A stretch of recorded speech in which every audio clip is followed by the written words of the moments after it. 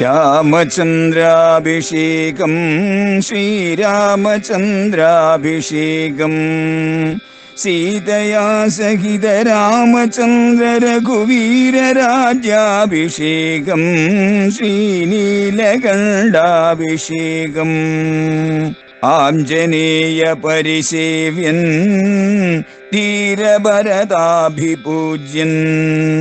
വീരലക്ഷ്മണ കുമാര ശത്രുഘ്ന സോദരാർച്ചിത പദാബ്ജൻ ശ്രീനീലകണ്ഠ ഹൃദയേശൻ രാമചന്ദ്രാഭിഷേകം ശ്രീരാമചന്ദ്രാഭിഷേകം.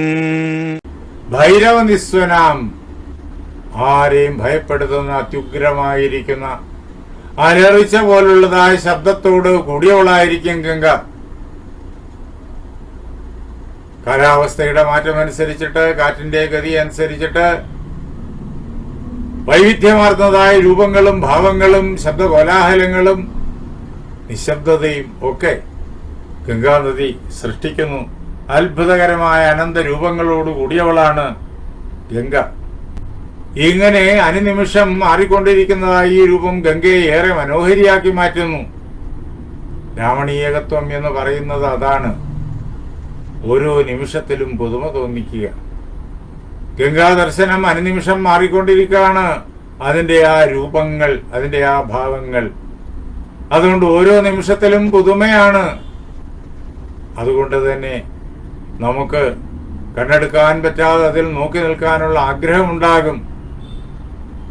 അങ്ങനെ പുതിയ പുതിയ പുതിയ രൂപഭാവങ്ങളാൽ രമണീയമാണ് ഗംഗാനദിയുടെ ആ ഒരു ദർശനം.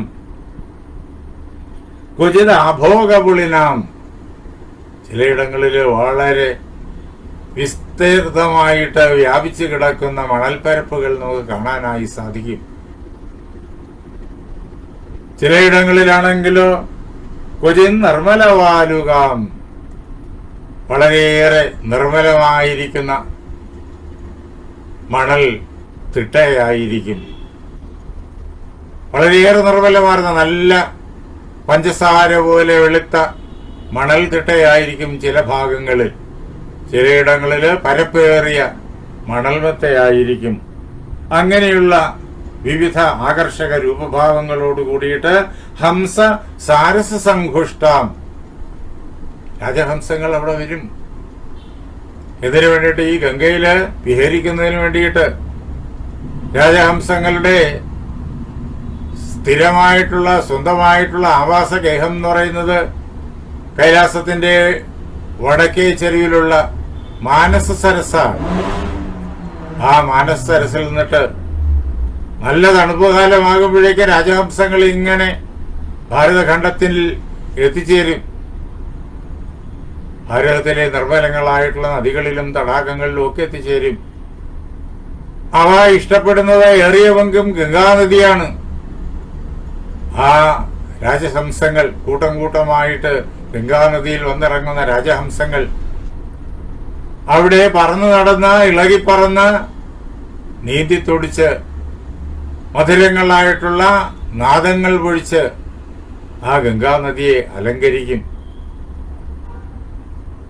വേനൽക്കാലമാകുമ്പോഴേക്കും ഈ രാജഹംസങ്ങൾ, ഭാരതത്തിന്റെ വിവിധ കോണുകളിൽ എത്തിച്ചേർന്ന രാജഹംസങ്ങൾ ആകാശമാർഗത്തിലൂടെ നേരെ ഹിമവാനിലേക്ക് പറന്നു പോവുകയും ചെയ്യും. ഇത് ഭാരതത്തിലെ ഋതുക്കൾ മാറി മാറി വരുമ്പോഴേക്കും നമുക്ക് ലഭ്യമായി തീരുന്ന മനോഹരമായ ദൃശ്യങ്ങളാണ്. അതാണ് ഹംസ സാരസ സങ്കുഷ്ടാം, ഹംസങ്ങളെ കൊണ്ട് നിറഞ്ഞതാണ് ഈ ഗംഗാനദി. പലയിടങ്ങളിലും സംഘങ്ങളായിട്ട് ഹംസങ്ങൾ വന്ന് വിഹരിക്കുന്നുണ്ടാകും. പലയിടങ്ങളിലായിട്ട് സാരസങ്ങൾ, സരസംകൊക്കുകൾ അവിടെ നീന്തി തുടിക്കുന്നുണ്ടാകും. ഒരു മനുഷ്യന്റെ ഉയരം കാണും സരസംകൊക്കിന്. അതിന് വയലറ്റിനോടോ ചാരനിറത്തോടോ ഒക്കെ അടുപ്പമുള്ളതായ നിറമാണ്. വലിയ ഉച്ചത്തിലുള്ളതായ ശബ്ദമാണ്. അങ്ങനെയുള്ള സാരസക്കൊക്കുകൾ കൊണ്ട് നിറഞ്ഞതായിരിക്കും ഈ ഗംഗാനദിയുടെ പല ഭാഗങ്ങളും.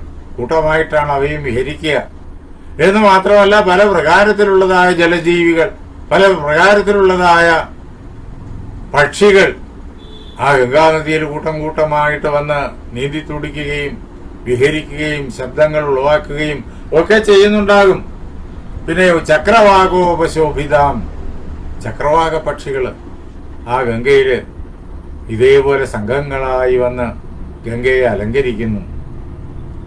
ചക്രവാകങ്ങൾ ഈ ഇതിഹാസ പുരാണങ്ങളിൽ വർണ്ണിച്ച് നാം കേൾക്കുന്ന പക്ഷിവിശേഷങ്ങളാണ്. അവയുമായി ബന്ധപ്പെടുത്തി അനേകം കവിസങ്കല്പങ്ങളുണ്ട്. ഒരിക്കലും ഇണപിരിയാൻ ആഗ്രഹിക്കാത്ത പക്ഷികളാണവർ. അങ്ങനെ അവ തമ്മിലുള്ളതായ പ്രണയം അത്രയേറെ ദൃഢമാണ്. ചക്രവാകങ്ങൾ ഇപ്പോൾ നമുക്ക് എങ്ങും ലഭ്യമല്ല. ഇത് കേവലം കവിസങ്കല്പത്തിലുള്ള പക്ഷികൾ മാത്രമാണോ, അതോ കാലാന്തരത്തിലെ ഈ ഭൂമുഖത്ത് നിന്ന് അപ്രത്യക്ഷമായി പോയ പക്ഷി വിഭാഗമാണോ, നമുക്ക് കൃത്യമായിട്ട് അറിയില്ല. എങ്കിലും നമ്മുടെ കവികൾക്ക് പ്രിയപ്പെട്ട പക്ഷി വിശേഷമാണ് ചക്രവാകങ്ങൾ. കോകമെന്നും അതിന് പേരുണ്ട്. അങ്ങനെയുള്ള ചക്രവാകങ്ങൾ ഈ ഗംഗാനദിയിൽ വന്ന് ആ ഗംഗാനദിയിൽ സ്നാനം ചെയ്ത് അതിൽ വിഹരിച്ച് ഗംഗയെ ശോഭിപ്പിക്കുന്നുണ്ടാകും. സദാ മത്തൈശ്ച വിഹകൈഹി അഭിമന്നാം അനിന്ദിതാം എന്ന് മാത്രമല്ല, പലതരം പക്ഷികൾ, അങ്ങേയറ്റം മതിച്ച പക്ഷികൾ. വസന്ത ഋതു വരുമ്പോഴേക്കും ഈ പക്ഷികളെല്ലാം അങ്ങേയറ്റം സന്തോഷത്തോടു കൂടിയിട്ട് പൂക്കളുടെ മധുരമായിരിക്കുന്ന മധുവെല്ലാം പാനം ചെയ്ത്, തേന് പാനം ചെയ്ത് മത്തരായിട്ട് വിഹരിച്ചു നടക്കും. അങ്ങനെ മത്തരായിട്ടുള്ള പക്ഷികളുടെ അനേകം സംഘങ്ങൾ, പല പ്രകാരത്തിലുള്ള പക്ഷികളുടെ സംഘങ്ങൾ ഈ ഗംഗാനദിയെയും അതിന്റെ സമീപത്തുള്ളതായ കാടുകളെയും ഒക്കെ അലങ്കരിക്കുന്നുണ്ടാകും. അതുകൊണ്ട് തന്നെ വളരെയേറെ ആദരണീയമാണ് ഈ ഗംഗാനദി. ക്വചിത് തീരരുഹൈർവൃക്ഷൈഹി മാലാഭിരിവശോഭിതാം. ചിലയിടങ്ങളില് ആ ഗംഗാനദിയുടെ തീരത്ത് ഇങ്ങനെ വരിവരിയായി ഇടതോറുന്ന വൃക്ഷങ്ങൾ നിറഞ്ഞു നിൽക്കുന്ന കാണാം. ആ വൃക്ഷങ്ങളെല്ലാം പൂവണിഞ്ഞിട്ടുണ്ടാകും, പല വർണ്ണങ്ങളിലുള്ളതായ പൂക്കൾ. അങ്ങനെ മാല പോലെ നിരന്ന് വശങ്ങളില് നിൽക്കുന്ന വൃക്ഷങ്ങൾ, അങ്ങനെ പുഷ്പങ്ങൾ കൊണ്ട് മാല കെട്ടിയതുപോലെ തോന്നും. ഈ വൃക്ഷങ്ങളിലെ വൈവിധ്യമാർന്ന പുഷ്പങ്ങൾ ഇങ്ങനെ ഇടതോറുന്ന് കാണപ്പെടുമ്പോ, അങ്ങനെയുള്ള വൃക്ഷങ്ങളാലും അവയിലെ പുഷ്പങ്ങളാലും ഫലങ്ങളാലും അങ്ങേയറ്റം ശോഭിതമാണ് ഗംഗാനദി. ക്വചിത് പുല്ലോൽപ്പലച്ഛന്നാം ക്വചിത് പത്മവനാകുലാം. ആ ഗംഗയുടെ ചില ഭാഗങ്ങള് നിശ്ചലമായിരിക്കും, ചലനം വലുതായിട്ടില്ലാത്തതായിരിക്കും. എന്താ, അത് ഉള്ളിലേക്ക്, തീരത്തിൽ ഉള്ളിലേക്ക് വ്യാപിച്ച് നിൽക്കുന്ന ഭാഗങ്ങളായിരിക്കും. അവിടെ നീലത്താമരപ്പൂക്കൾ നിറയും. അങ്ങനെ ചിലയിടങ്ങളില് നീലത്താമരപ്പൂക്കൾ നിറഞ്ഞ്, ചിലയിടങ്ങളില് ചെന്താമരപ്പൂക്കൾ നിറഞ്ഞ്, അങ്ങനെ പലയിടങ്ങളിലും ഈ താമരപ്പൂക്കളുടെ വൈവിധ്യമാർന്ന താമരപ്പൂക്കളുടെ ഭംഗി കൊണ്ട് അലങ്കൃതമായിരിക്കും ഗംഗാനദി. ക്വചിത് കുമുദഖണ്ഡൈശ്ച കുട്മളൈരുപശോഭിതാം. ചിലയിടങ്ങളില് ആമ്പൽപ്പൂക്കളെ കൊണ്ട് നിറഞ്ഞിട്ടുണ്ടാവും ഗംഗ. അതേപോലെ തന്നെ ധാരാളം വിരിയാറായ മൊട്ടുകളും അവിടെ നമുക്ക് കാണുവാനായി സാധിക്കും. അവയുടെ ശോഭ ഗംഗയെ മുഴുവൻ ഇങ്ങനെ ആഹ്ലാദകാരിയാക്കുന്നു.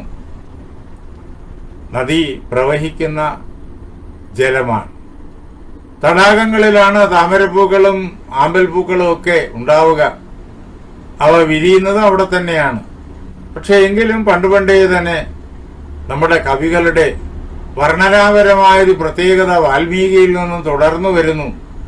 വാൽമീകി നദികളെ വർണ്ണിക്കുമ്പോഴേക്കും നീലത്താമരപ്പൂക്കളും ചുന്താമരപ്പൂക്കളും വെൺതാമരപ്പൂക്കളും വെളുത്ത താമരപ്പൂക്കൾ, അതേപോലെ പല വർണ്ണങ്ങളുള്ളതായ കുമുദങ്ങളും ആമ്പൽപ്പൂക്കളും ഒക്കെ നിറഞ്ഞു നിൽക്കുന്നതായിട്ട് വർണ്ണിക്കും. ഒരുപക്ഷെ അതെല്ലാം അതിന്റെ തീരത്തേക്ക് കടന്നു ചെന്ന് വ്യാപിച്ചു നിൽക്കുന്ന, ചലനം തീരെ കുറവുള്ളതായ നദീഭാഗങ്ങളാകാം. ഏതായാലും കവികൾ നദികളെ വർണ്ണിക്കുമ്പോൾ വാൽമീകി ചെയ്യുന്ന പോലെ തന്നെ ഈ പുഷ്പങ്ങൾ നിറഞ്ഞു നിൽക്കുന്നതായിട്ടാണ് നമ്മൾ വർണ്ണിച്ച് കാണുന്നത്.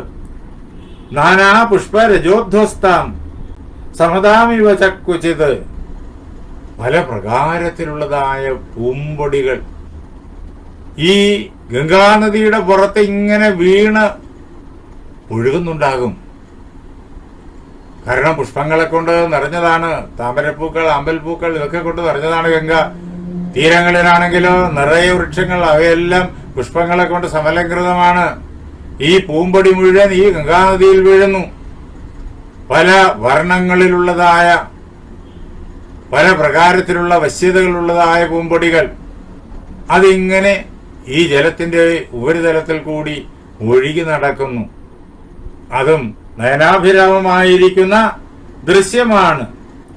അപ്പോഴേക്കും വളരെയേറെ മതത്തോടു കൂടിയിട്ടാണ് ഗംഗ അവിടെ പ്രവഹിക്കുന്നത് എന്നുള്ള തോന്നൽ പലയിടങ്ങൾ കാണുമ്പോഴും നമുക്ക് ഉണ്ടാകും.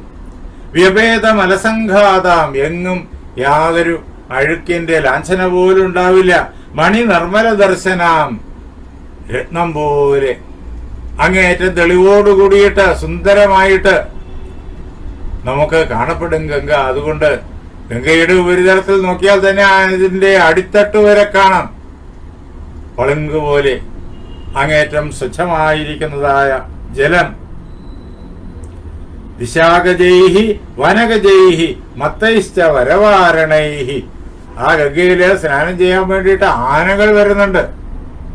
ഏതൊക്കെയാണ്? കാനനത്തിൽ ഉള്ളതായ ആനകൾ. രണ്ടു വശങ്ങളിലും കാടുകളാണല്ലോ. ആ കാടുകളിൽ നിന്നിട്ട് ഇറങ്ങി വരുന്ന ആനക്കൂട്ടങ്ങൾ ഈ ഗംഗാനദിയില് നീന്തി തുടിക്കുന്നു. തുമ്പിക്കൈയിൽ വെള്ളമെടുത്തിട്ട് ഇങ്ങനെ ഉയർത്തി അതിനെ എമ്പാടും ചിതറിക്കുന്നു. നയനാഭിരാമമായ ദൃശ്യമാണത്. അത് മാത്രമല്ല, സൂര്യപ്രകാശം ആ ജലബിന്ദുക്കളിലൂടെ കടന്നു വരുമ്പോഴേക്കും ആയിരം ആരിവില്ലുകൾ ഗംഗയുടെ ഉപരിതലത്തില് ഇങ്ങനെ ഉദിക്കുന്നതായിട്ട് നമുക്ക് തോന്നും. ഇങ്ങനെ കാട്ടിൽ നിന്ന് ഇറങ്ങി വരുന്നതായ ആനകളുടെ കൂട്ടങ്ങൾ പലയിടങ്ങളിലും വിഹരിക്കുന്ന കാണാം. അത് മാത്രമല്ല, ദിശാഗജങ്ങളും ദിഗ്ഗജങ്ങളും അവിടെ വരുന്നു. 8 ദിക്കുകളുണ്ട്. ആ 8 ദിക്കുകൾക്കും ദിക്പാലകന്മാരുമുണ്ട്. കിഴക്ക്, തെക്ക് കിഴക്ക്, അതേപോലെ തെക്ക് പടിഞ്ഞാറ്, പടിഞ്ഞാറ്, അതേപോലെ വടക്ക് പടിഞ്ഞാറ്, വടക്ക് കിഴക്ക്, ഇങ്ങനെ 8 ദിക്കുകൾ. അതിലെല്ലാം ദിക്പാലകന്മാർ, ഇന്ദ്രാദികളായിട്ടുള്ള ദിക്പാലകന്മാർ. ആ ദിക്പാലകന്മാർക്കെല്ലാം ദിഗ്ഗജങ്ങളുമുണ്ട്.